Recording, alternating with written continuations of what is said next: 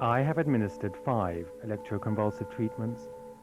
Miss Lee's overt sexuality and loss of judgment mark a most manic phase. She adopts lost causes, invading the House of Lords to prevent closure of a theatre until she is forcibly ejected. And then she announces publicly to the press that Sir Laurence Olivier wishes to marry Joan Plowright.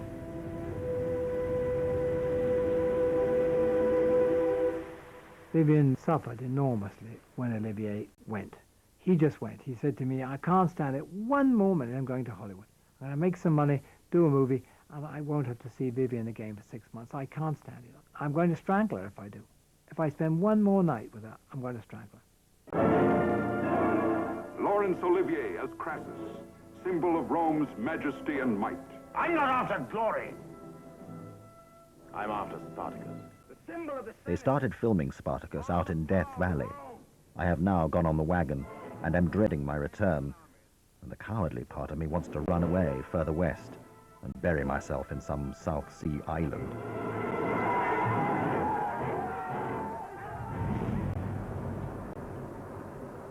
He was directing me in a play called The Tumbler. In the course of the rehearsals, he flew twice to London to see her because she was in difficult circumstances. He showed up and I poured him a drink and I said, well, how's London? And he said, ghastly, bloody ghastly. He said, in fact, I don't think I can manage to work tonight. Well, do it tomorrow.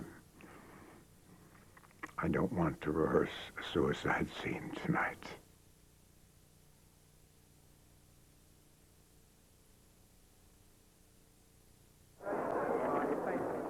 The marriage had finally broken down. Fans were informed that their idols were separating. In January 1960, Vivien's very own Camelot was put up for sale. Once her and Larry parted, this marvellous couple, I mean, I really think neither of them were so regarded by the public. I mean, I think it did him a lot of harm. I don't think he was ever quite the idol he was when he was with her. I mean, they were the Oliviers, the royal family of the theatre.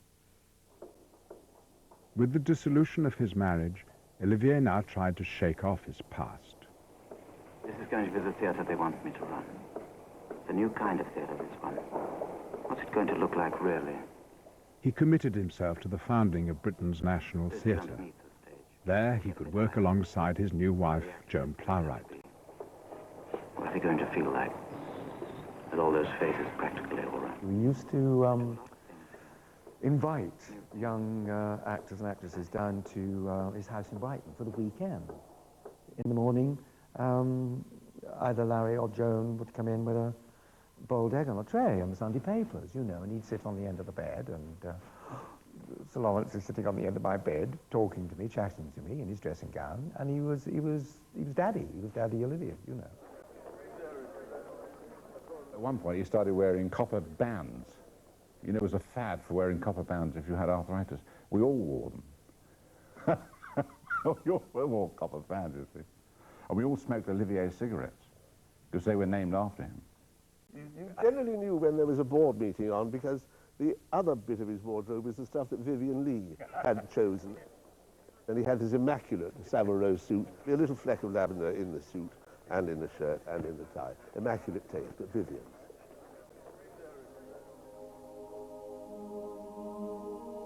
Vivien lived in Eaton Square. I used to have to sort of pretend that Laurence was still there, sort of thing, and never say he wasn't, although he was living around the corner in a room somewhere. One evening, she disappeared from her flat, and nobody knew where to find her.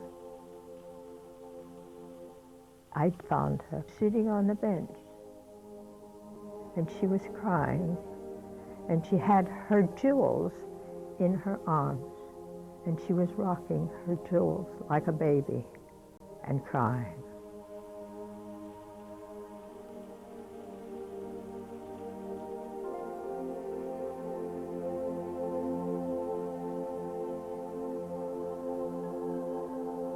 Laurence Olivier had his own agenda.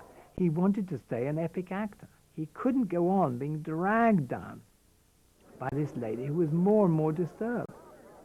In the end, he just had to get on with his life. And he found this charming, serious actress, so he left Vivien and married her. In 1963, Olivier was appointed director of his beloved National Theatre. He and Joan Plowright had 3 children. Olivier had at last found the personal contentment that had been so missing with Vivien Leigh.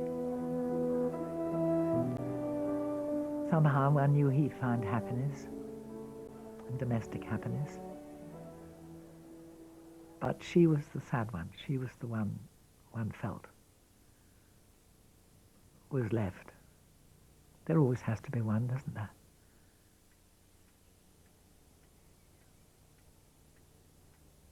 She was extraordinarily beautiful, and her consciousness of that must have been very important all through her life. And it's also an importance that was never realized in a way she wanted it to be.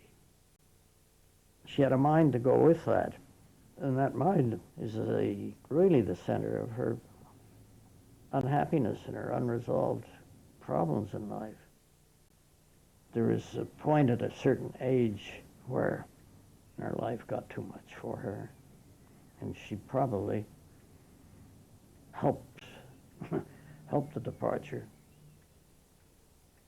Nobody expected her to die like that. So Laurence came along and locked all her stuff up and shut the door and sat with her body for a while and then sort of went off. People said she committed suicide. All sorts of rumours went round. Totally false, all of them. I mean, it was very romantic to say, oh, she killed herself over Laurence, and that, but totally untrue. Totally. She was the love of his life. There's no doubt about that. I remember at the end of his life, I went down, and he sat up to watch the film. It was in floods of tears all night long. What could have gone wrong? She was so beautiful, such a wonderful actress, that voice, the way she moved. He couldn't get over it at all. Absolutely destroyed him. Oh, my darling. They both reached the peak. They reached the pinnacle. They had money. They had everything. I've never seen people so adored, so admired. But there was a terrible price to pay. And in the end, you suddenly saw that all the beauty and all the riches and all the fame, it was worth very little. The only thing that was priceless were the moments of inspiration, were the moments when people went, oh, those moments will live forever. It is a glimpse of God.